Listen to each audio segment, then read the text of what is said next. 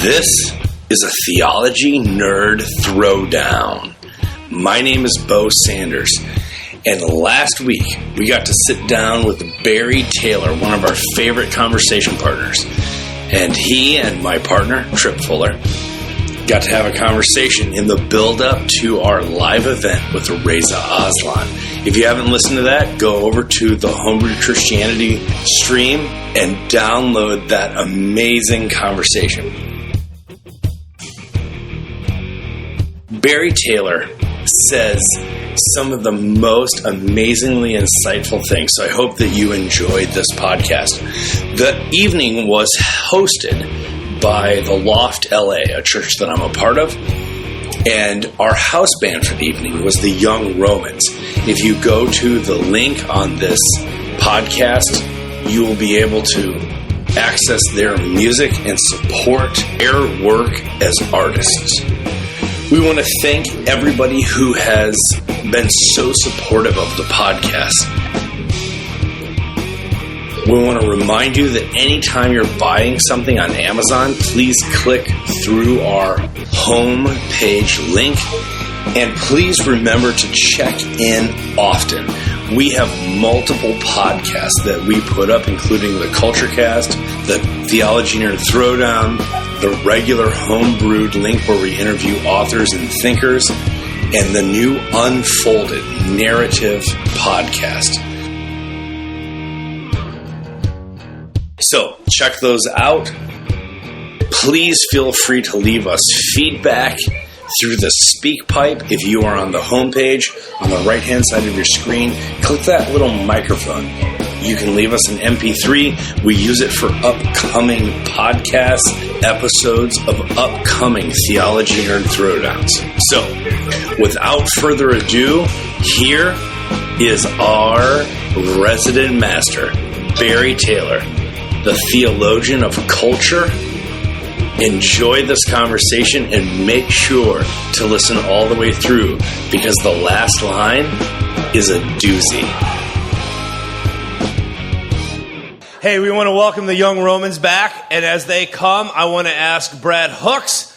So I want to ask you, the Young Romans, what was wrong with the old Romans? I don't know. You felt the need to distinguish yourself in some way. Yeah, Little Caesars was taken. Okay. Is the best answer. All right. Thought about it, but... Tell us about this song you're going to sing.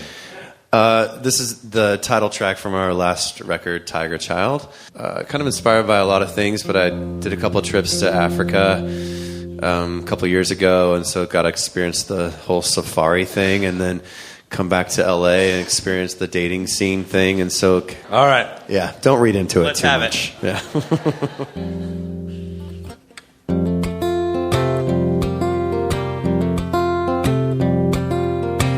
You are a tiger, walked in your line of sight. I started running, but you just take your time. Wait till I tire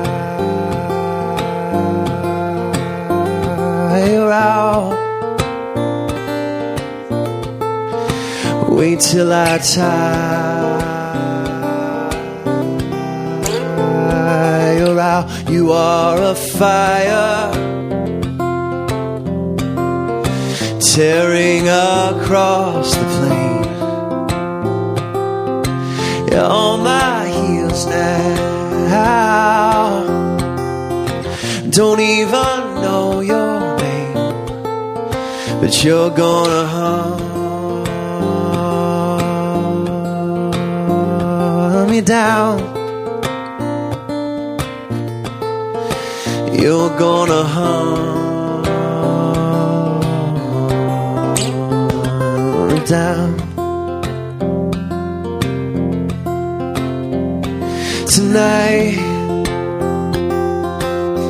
I'm not gonna fight. Just wanna be the victim of your fire, burning bright tonight. No, this ain't my style.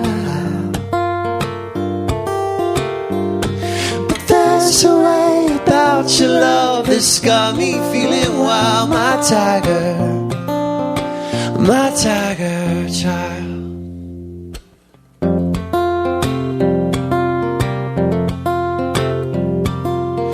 You are a tiger. I walked in your line of sight. I started running, yeah. But you just take your time. Wait till I tire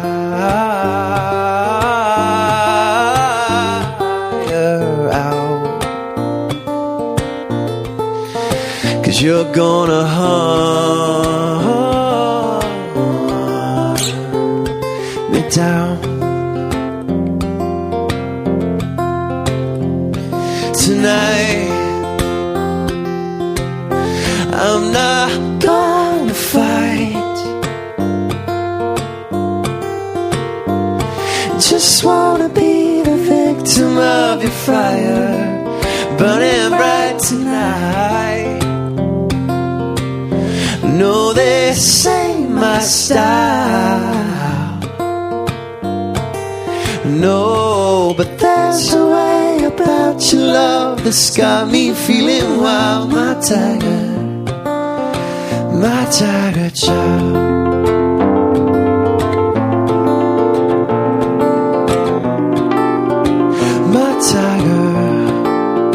My tiger child.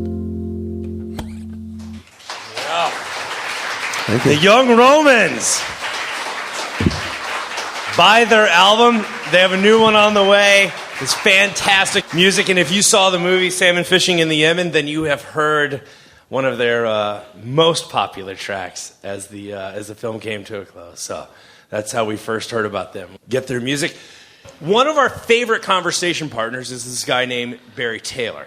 And he is actually an Anglican minister just up the road. If you go down Wilshire East and hang a left on Santa Monica, he's at the Anglican church there. And he is am I right on that?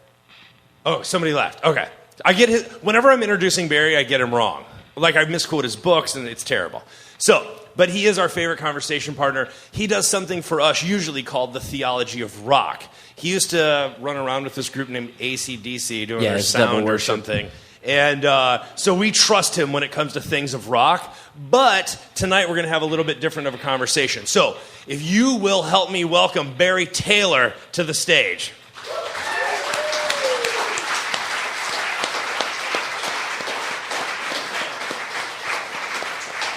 And there are 20 people that paid that aren't here yet. So if you see people coming in, they're not trying to steal your seat. They're trying to find one.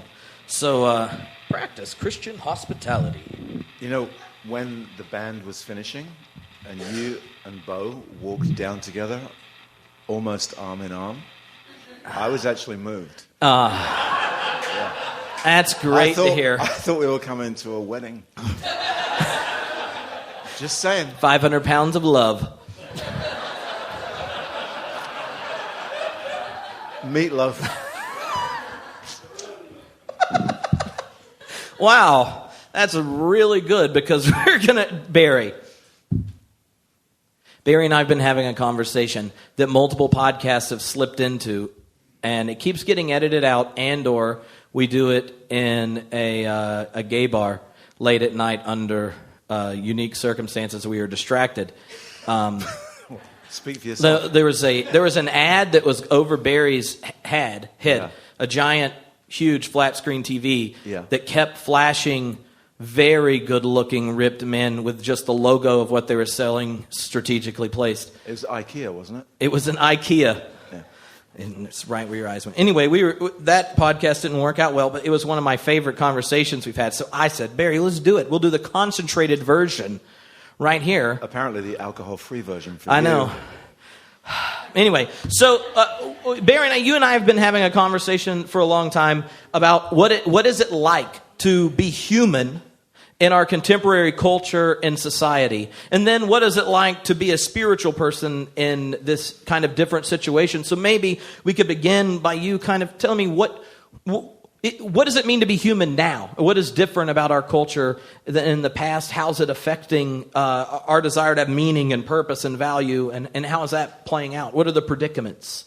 I don't know. Amen. Well, that's a big mouthful, Trip.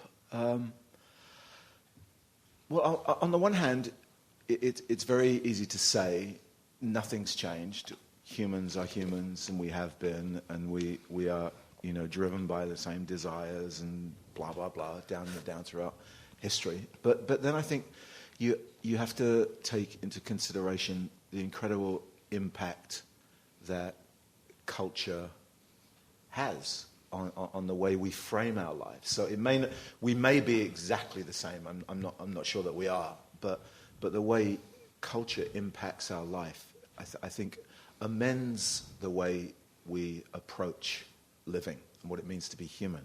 The way information comes to us, the kind of information that we have, the environments that we live in.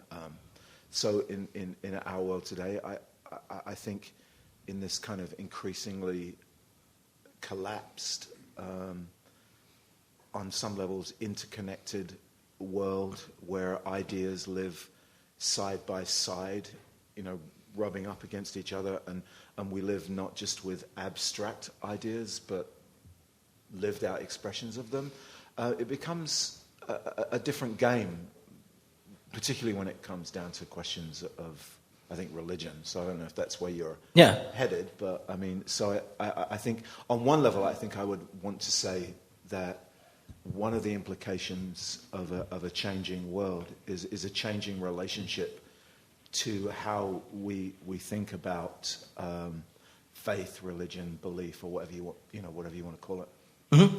If religion and spirituality has always been tied to culture, but what are the unique ways in our kind of pluralistic world and these and then the sheer availability of positive expressions of all these different religious traditions? How's that?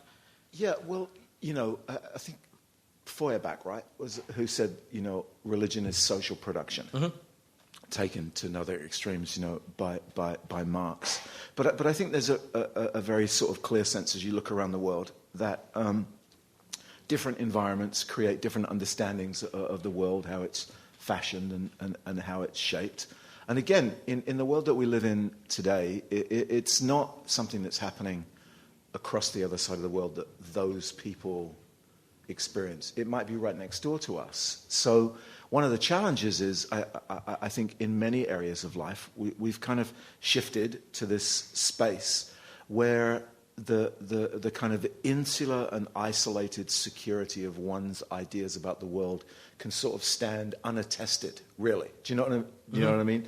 And the challenge in all of that is that, firstly, you realize that lots of people have other ideas, sometimes better than yours. They sometimes have similar ideas or practices that manifest in the same way and different ways. And I think there's an inherent challenge for people to make sense of life in a world that's much more collapsed, interwoven, interconnected.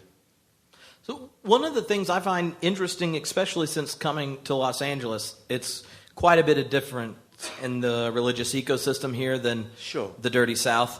Not as many Bibles, but maybe more people praying. It's really interesting because the West Coast gets a lot of stick about religion from people, and it's easily written off as this kind of anything goes, hipster spirituality, all surface, no depth. But with a little investigation, you actually discover that some significant spiritual ideas have emerged from the West Coast. I mean, within Christianity, for instance, you could argue that Pentecostalism, which is, some say, the most sort of the remaining growing edge of Christianity, well, it started downtown to some degree, not singularly and alone, but so yeah. I mean, there's the thing about California and maybe Los Angeles is it seems to me that particularly in Los Angeles there is inscribed within the culture of the city an openness and a desire and a willingness to make room for exploration. And I don't think that's all bad. In fact, there's a really interesting book by this writer, Eric Davis, called Altered State. Have you ever seen that? You told me about it. Oh, I did. Anyway, Eric Davis used to be a writer for like Spin magazine. Then he went to Burning Man and basically became a sort of urban shaman, you know. But he has this really interesting book that looks a lot at the state of California. But there's a big section on how in the early beginnings of Los Angeles, lots of people were drawn to the, if you like, the frontier of Hollywood. People who had roots in theosophy and numerology and stuff like that. And in the early part of the city was built upon these kind of somewhat strange spiritual architectural ideas, you know, that played out in places like the Hanging Gardens of Babylon and the Gardens of Allah, and, you know, even the Egyptian theatre and stuff, which wasn't just some idea, oh, let's build an Egyptian theatre. It was actually a kind of attempt at some kind of spiritual architecture. So everywhere has some kind of, I think, some kind of architecture. And I think Los Angeles has a very complex architectural infrastructure that in some ways is reflective of the way things are playing out in many urban environments around the world as boundaries collapse and people get new information and start to think in new ways about religion or spirituality or whatever you want to call it, which I don't know what you call it anymore. Well, if the city itself is a place where those kind of boundaries get collapsed and you have a kind of embrace of different types of pluralism that are really just embodied in the streets and even the buildings we pick and that kind of thing, I find that the type of what externally gets critiqued as shallow, but when you get to know it, there's openings for different depths, or that people actually begin to embody practices of different religious traditions without maybe having understood this intellectual infrastructure of ideas that kind of come for, you know, each one has their own little garden. And in a very naive way, I think. Have you ever seen that movie Waterworld? Kevin Costner. Have we talked about this before?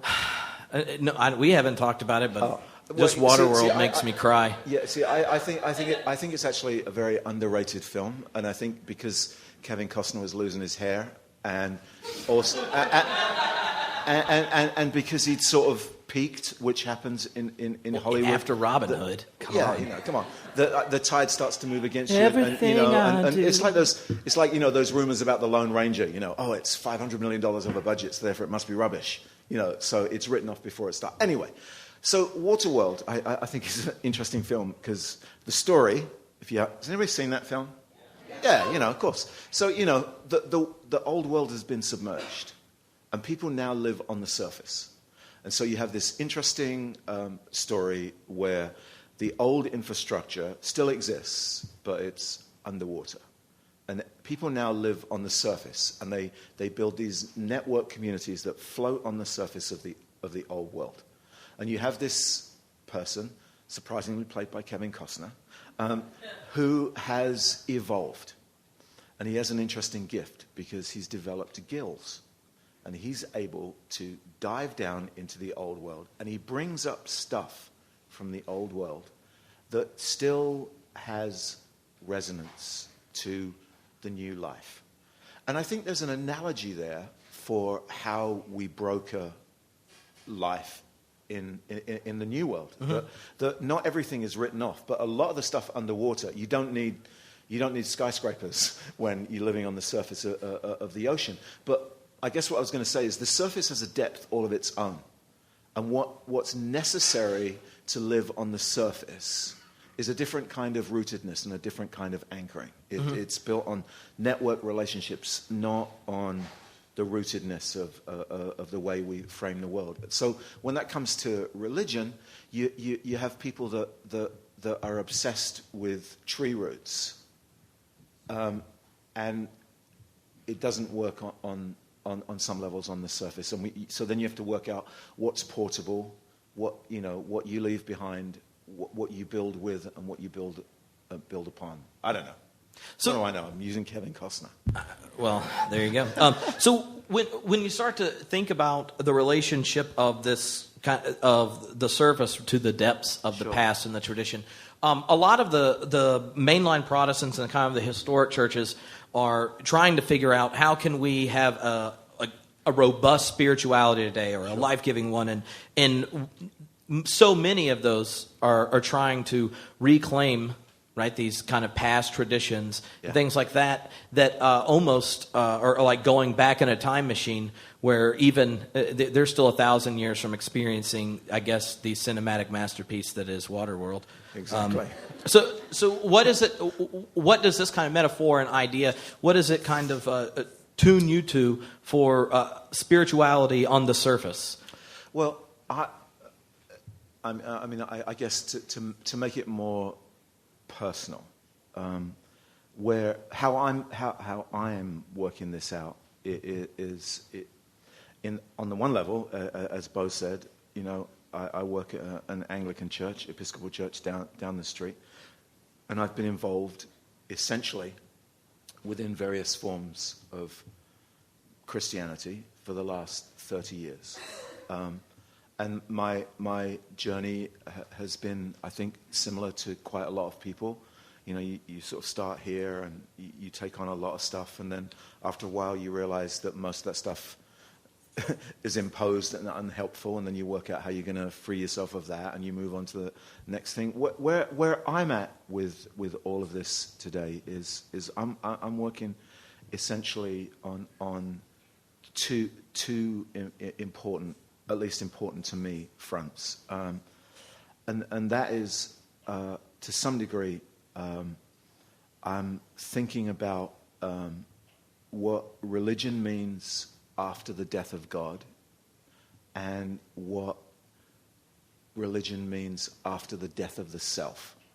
And for me, those two elements are in play in contemporary society. And what I mean by that is I think in Western society anyway, for many people,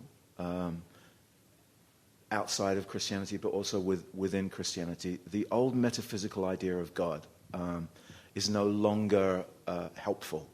A helpful construct. So for me, I'm sort of thinking about that in a post-metaphysical. So I'm not dealing with like metaphysics and that whole thing.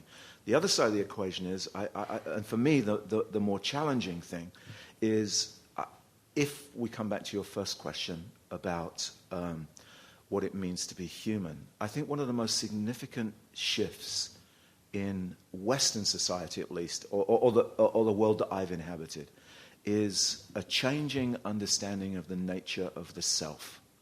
So I think there's been, and I think there are lots of, there's never one reason why it happens. But God, we seem so serious without the beer and everything. I know. It's kind of weird. But the death of the self. The death of the self without beer. I don't even drink beer, which is probably why I live in California, not in London. I just watch you drink beer because it's a joy. But anyway, to me, I think one of the big things is, for centuries, we sort of lived with this view of the subjective self. That kind of Greek, even pre-Greek idea of there's you and then there's the real you, the soul, whatever it is inside. And I think the greatest challenge, really, to a lot of religion, but particularly for Christianity, in the last 40 or 50 years, is this sense that the self is up for grabs in terms of how we understand it. What it means to be human, less dualistic, less body, soul, and much more personhood and stuff like that. But also the fluid nature of how we understand the self. I don't think that's purely a product of technology, but I think technology's contributed to that idea that, you know, the multiplicity of what it means to be a particular person. So if you think about that in terms of Christianity, contemporary Christianity for the last 100, 150, couple of hundred years has been built on the technology of the self, and it's married with the rise of the Enlightenment and modernity, you know, and reached its apex in your personal relationship with Jesus. Mm-hmm. And I think that's up for grabs, actually. So for me, I'm sort of living in a post-personal relationship with Jesus environment. So, and also engaging with concepts of God that I think don't require a dismissal of the present world for a transcendent one. So for me, it happens here and now in the present world. All right, last question, and all right, so favorite song of the summer? No, yes. So when this can be like a reality for people, like this is the way their identity's functioning, it's porous, and there's a multiplicity to it and things, and they're unaware of it.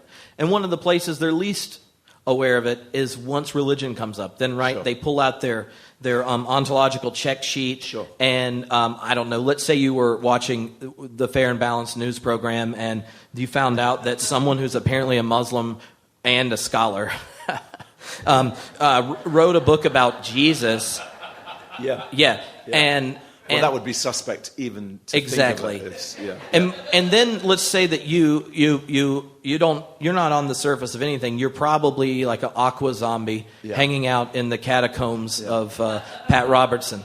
And and then the only way you have to process, right, this conversation of someone who's had an identity in multiple faiths, also a scholar, and also wonderfully good at writing to normal people, and the only way you have to process it is by polluting my Facebook stream. Yeah. And you are sitting there hitting like all day long to your other ignoramus friends who are managing to throw a third of the human population under the bus. Blah, blah. You know, so to me, I when I hear your kind of exegesis of religion and culture, I go, yeah, that makes sense. Now, you're a spiritual leader. What do you do to get that shell cracked so they kind of see what they're going on? Otherwise, they're going to keep ruining my Facebook stream every time Reza puts out a new book. Get off Facebook. Facebook is the new suburbia.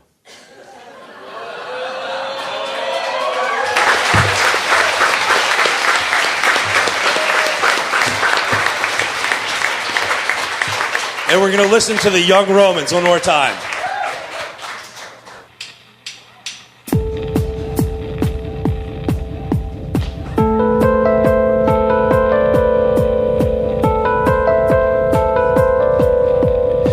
I made a choice to walk through the open door. Now I'm overwhelmed than I was before. Ha ha ha ha ha hard. It's so ha ha ha ha hard. They're reaching out with an open hand. Can't help but feel like a lesser man. Ha ha ha ha ha hard. It's so ha ha ha ha ha hard. Why are you here? I don't know. You